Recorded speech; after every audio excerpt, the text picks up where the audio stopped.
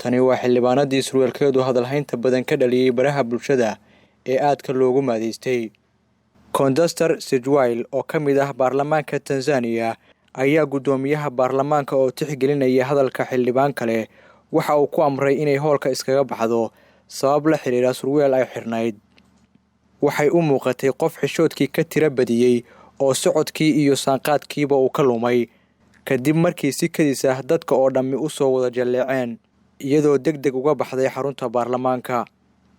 Xildhibaan Xuseen Amaar oo hadal ka jeediyay kalfadhiga baarlamaanka oo ka socday caasimadda Dodoma ayaa sheegay in hablabiska dumarka qaarkood ay sharaf darro u soo jiidayso baarlamaanka, taasina ay fadeexo ku tahay qaranka Tanzania.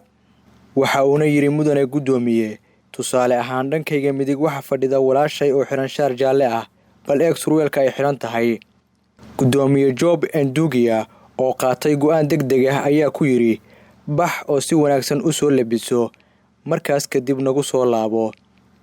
Xildhibaanada dumarka ee ku jira baarlamaanka Tanzania ayaa dalbaday in raaligelin buuxda la siiyo xildhibaanada laga saaray gudaha baarlamaanka sababo la xiriira surwaalkii ay xidhnayd. Cabashadii ugu horeysay oo ku qotonta hablabiska xildhibaanada dumarka ah ayaa xiisad ka dhalisay baarlamaanka Tanzania oo ay ku jiraan tiro isku dhow oo xildhibaano Muslimiin iyo Kristaan ah, kuwaas oo doonaya in dhaqamadooda lagu ixtiraamo. Inkastoo xildhibaan Xuseen Amaar uusan wax faahfaahin ka bixin khaladka ay qoonsatay xildhibaanada ku labisnay surwaalka, ayuu haddana waxa uu soo daliishaday qaanuunka baarlamaanka oo dumarka u oggolaanaya inay xirtaan surwaal hase yeeshee diidaya in dharkaasi uu noqdo mid iyaga ku dheggan jirkooda.